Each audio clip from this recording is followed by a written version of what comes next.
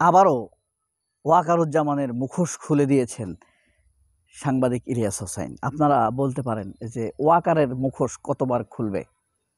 আপনারা নিশ্চয়ই পেঁয়াজের রহস্য জানেন। পেঁয়াজের মুখোশ, একটি খোলস খুলবেন আরেকটি খোলস, একটি খোসা খুলবেন আরেকটি খোসা, একটি খোসা খুলবেন আরেকটি খোসা। পেঁয়াজের যেরকম অনেকগুলো খোসা থাকে না, একটি কাঁচা পেঁয়াজকে আপনি ছুললেন, আরেকটি খোসা, আরেকটি খোসা, আরেকটি খোসা। ওয়াকারুজ্জামানের মুখোশটাও এমন। তবে প্রতিটি মুখোশের বা প্রতিটি খোসার একই গন্ধ, একই দুর্গন্ধ, একই রকম ঝাঁজ, একই রকম বিশ্রী। দেখ, পেঁয়াজের তো উপকারিতা আছে, ওয়াকারের উপকারিতা নেই। ওয়াকারের উপকারিতা সব কাকতালীয়।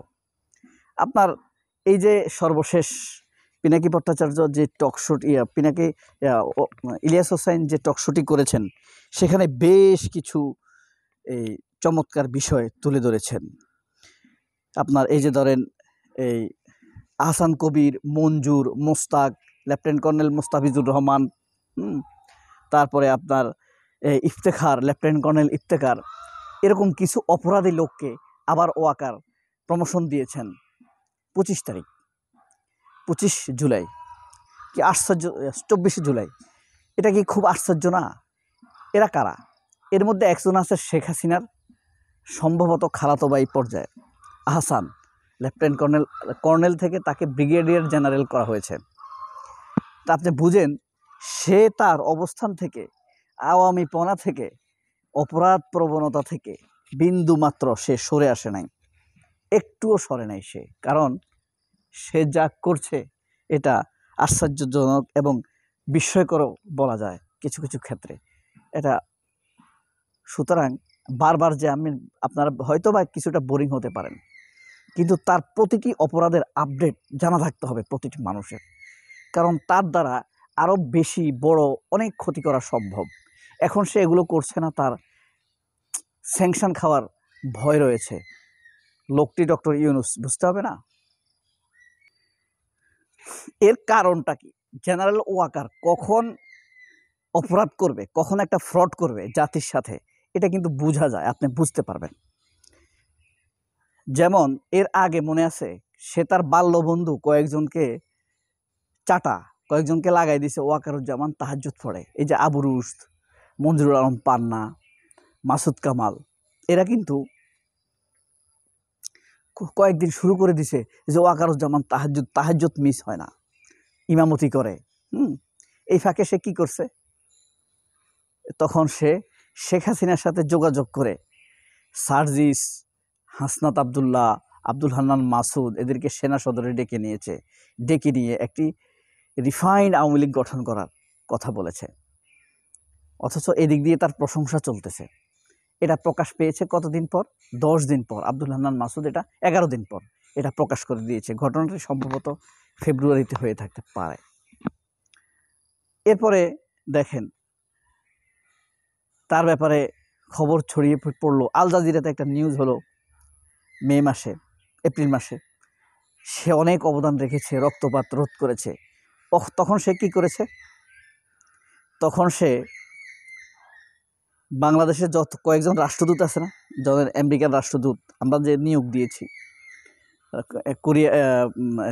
ব্রিটেনের রাষ্ট্রদূত, রাশিয়ার রাষ্ট্রদূত, তাদের সাথে সে যোগাযোগ করেছে কোন দেশে কি পরিমাণ আওয়ামী লীগ অ্যাক্টিভ আছে। এ ফাঁকে কি হয়েছে? তাহাজ্জুদের ঘটনা চলছে, আল জাজিরাতে নিউজ হয়েছে। এবার কি হয়েছে দেখেন, সার্জিস আলম সেনাপ্রধানকে নিয়ে স্ট্যাটাস দিয়েছে কয়েকটি অপ্রিয় সত্য। সেনাপ্রধান ওয়াকারুজ্জামান নাকি প্রত্যেক শনিবার, 2-1টি ব্যতীত প্রত্যেক শনিবার সম্মিলিত সামরিক হাসপাতালে যান, গিয়ে সেখানে দেখে আসেন জুলাই যোদ্ধারা কেমন আছে, আহতরা কেমন আছে। অথচ উপদেষ্টারাও নিয়মিত যায় না। কি ভয়াবহ প্রশংসা না, উচ্চমানের প্রশংসা। এরপরে সেনাপ্রধান সবসময় স্থিতিশীলতার জন্য খবর নেয় যারা রাজনীতি করতেছে। আসলে সার্জিস এবং আব্দুল হান্নান মাসুদ হাসনাত আবদুল্লাহ, এদেরকে ডিজিএফআই মোটামুটি আয়ত্তে নিয়ে গিয়েছে লোভ লালসা দেখিয়ে। কিন্তু আব্দুল হান্নান, হাসনাত আবদুল্লাহ ভুম করে বোমা ফাটিয়ে দিয়েছে যে সেনাপ্রধান তাদেরকে ধমকিয়েছে রিফাইন্ড আওয়ামী লীগ আনার জন্য।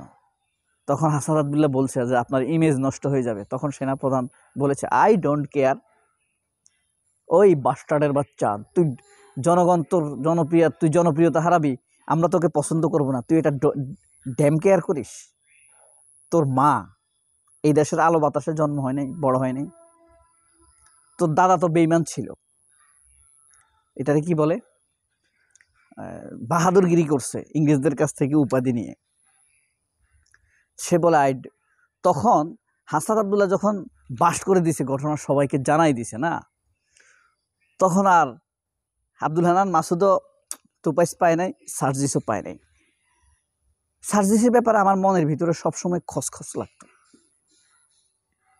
বাট সে খুব গরম কথা বলে, মাঝে মাঝে উচিত কথা বলে, তবে তার ব্যাপারে আমার মনের ভিতরে খসখসানি আছে, কেমন জানি ভরসা আসে না।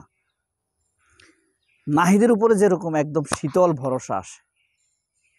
ভরসা মানে কি, আপনি ইচ্ছাকৃতভাবে ড্যাম করবেন না, ক্ষতি করবেন না, আপনি সর্বোচ্চ চেষ্টা করবেন, এটাই ভরসা। নাহিদের উপরে বা সাদেক কায়েমদের উপরে, সিবগাতুল্লাহদের উপরে যেই ধরনের ভরসা আসে, সার্জিসের উপরে সেই ধরনের ভরসা আসে না। ছটপটানি বেশি, ঘুঙ্গানি বেশি, হ্যাঁ, যতটা না আপনার সাবজেক্ট তার চাইতে উচ্চকণ্ঠ বেশি।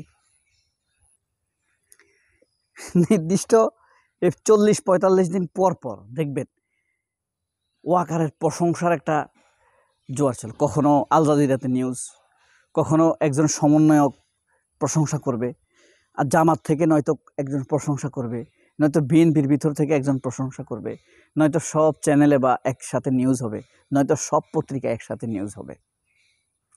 মানে এটা 40 দিন পর পর দেখবেন সেনাপ্রধানের একটা, মানে ওয়াকারুজ্জামানের একটা প্রশংসার জোয়ার আসে, এক দিক থেকে আসে, হয় সমন্বয়ক, নয় পত্রিকা, নয় টেলিভিশন চ্যানেল, নয়তো বিএনপি, নয়তো জামাতের ভিতরে আসে না বাটপার, ওয়াকারের দালাল আসে না।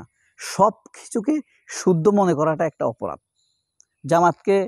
জামাতের ভিতরে অপরাধের সংখ্যা কম, তবে আছে, হ্যাঁ, কেউ না কেউ একজন প্রশংসা করবে। এরপরে আপনি দেখবেন 30-32 দিন পর পর আইন শৃঙ্খলা পরিস্থিতির চরম অবনতি ঘটে। এটা প্রত্যেকবার একই ধারায় ঘটেছে।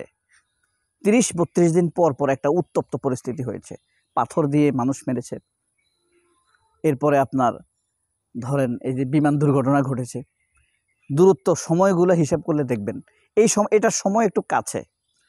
পাথর নিক্ষেপ দিয়ে হত্যা করা, প্রস্তর নিক্ষেপ দিয়ে হত্যা করা আর বিমান দুর্ঘটনার ব্যাপারটা একটু কাছে। আর প্রত্যেকটা ঘটনা দেখবেন আইন শৃঙ্খলা পরিস্থিতি উত্তপ্ত হয়ে যায় 30 দিন পর পর। ইউনূস সরকারকে একটা নাচানি দেয়, আর 40 দিন পর পর ওয়াকার অপকর্ম করে। এই যে গোলযোগের মধ্যে ফেলেছে না, পাথর নিক্ষেপ, তারপরে আপনার আরেকটা গোলযোগ কি, বিমান নিক্ষেপ, এই ফাঁকে কিন্তু সে প্রমোশন দিয়ে ফেলছে শেখ হাসিনার আত্মীয় স্বজনদেরকে, খারাপ অফিসারদেরকে। বুঝতে পারছেন মুখোশ ইলিয়াস কীভাবে খুলেছে? সার্জিসের মুখোশ খোলে নাই, তবে মুখোশের ভিতরে আরেকটা কিছু আছে, এটা বোঝা যাচ্ছে।